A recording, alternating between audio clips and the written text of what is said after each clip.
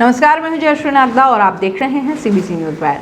Delhi high court में बॉलीवुड अभिनेत्री जूही चावला, वीरेश मलिक और टीना वाछानी की याचिका पर बुधवार दोपहर वर्चुअल सुनवाई में अदालत ने ऑर्डर रिजर्व कर लिया। याचिका में अदालत से कहा गया कि वो सरकारी एजेंसियों को आदेश दे कि वो जांच कर पता लगाएं कि 5G स्वास्थ्य के लिए कितना सुरक्षित है।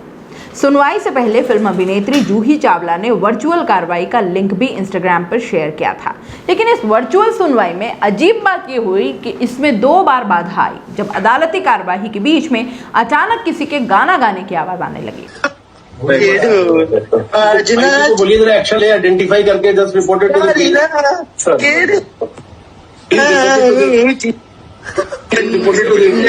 की आएगी बारात के ढोल बजाओ जी मेरी लड़की। Please identify and issue A contempt notice. Please place the name of the person. जब याचिकाकर्ताओं के वकील दीपक खोसला 5G तकनीक के खिलाफ अपनी दलील पेश कर रहे थे, तभी अचानक किसी के गाने की आवाज आई।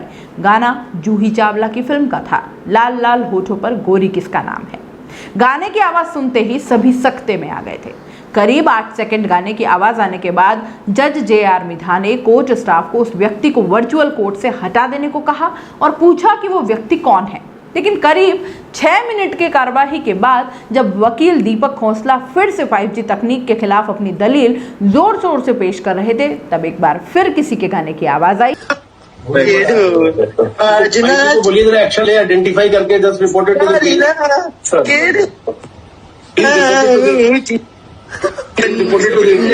की आएगी बारात के ढोल बजाओ जी मेरी लड़की। इस बार गाना एक और जूही चावला की फिल्म का ही था, मेरी बन्नों की आएगी बारात। कार्यवाही में दोबारा बाधा डालने पर जज मिधा ने व्यवधान पैदा करने वाले व्यक्ति की पहचान करने के बाद उसे कंटेम्प्ट नोटिस जारी करने को कहा। उन्होंने दिल्ली पुलिस के IT डिपार्टमेंट से भी संपर्क करने को कहा। इस मामले में दिल्ली हाई कोर्ट के रजिस्ट्रार जनरल मनोज जैन से संपर्क करने की कोशिश की, लेकिन संपर्क नहीं हो सका।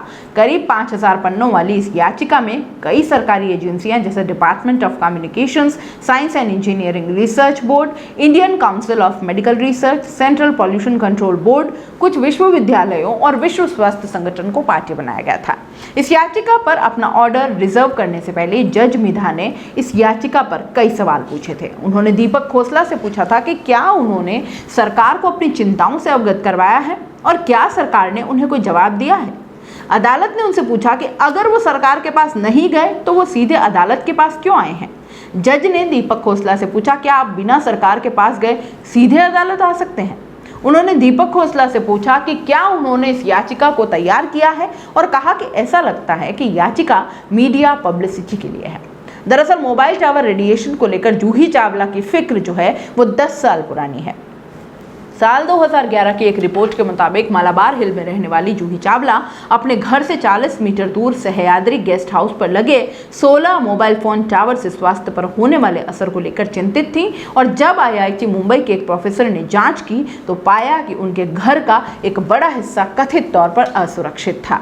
YouTube पर मौजूद एक प्रेजेंटेशन में जूही चावला बताते हुए दिखती हैं कि कैसे इतने सारे फोन टावर से उनकी फिक्र बढ़ गई थी और उन्होंने अपने घर के आसपास रेडिएशन के स्तर की जांच के बारे में सोचा और जब उन्होंने जांच रिपोर्ट देखी तब उनकी फिक्र और बढ़ गई। 5G सेल्युलर नेटवर्क दुनिया के कई हिस्सों जैसे अमेरिका, यूरोप, चीन और दक्षिण कोरिया में पहले से ही काम कर रहा है। भारत में भी 5G ट्रायल्स पर काम चल रहा है। 5G से इंटरनेट की स्पीड बहुत तेज हो जाती है और इसे क्रांतिकारी माना जाता है क्योंकि इससे टेलीसर्जरी, आर्टिफिशियल इंटेलिजेंस, बिना ड्राइवर के कार जैसी तकनीक को और विकसित करने में मदद मिलेगी। लेकिन दुनिया के कई हिस्सों में फिक्र भी है कि 5G की आधारभूत सुविधाओं से रेडिएशन का एक्सपोजर बढ़ता है। इससे कैंसर जैसी बीमारियां हो सकती है। याद रहे कि पिछले साल ब्रिटेन में 5G टावर्स को इन अफवाहों के फैलने के बाद आग लगा दी गई थी कि 5G टावर्स कोरोना वायरस के फैलने या तेजी से फैलने का कारण है। भारत में भी ऐसी अफवाहें फैली थी जिसके बाद सरकार को सफाई भी देनी पड़ी थी। अब देखते हैं कि याचिका में क्या कहा गया है। याचिका में 5G से पेश संभावित खतरों का जिक्र किया गया है। इसमें बेल्जियम का हवाला दिया गया है।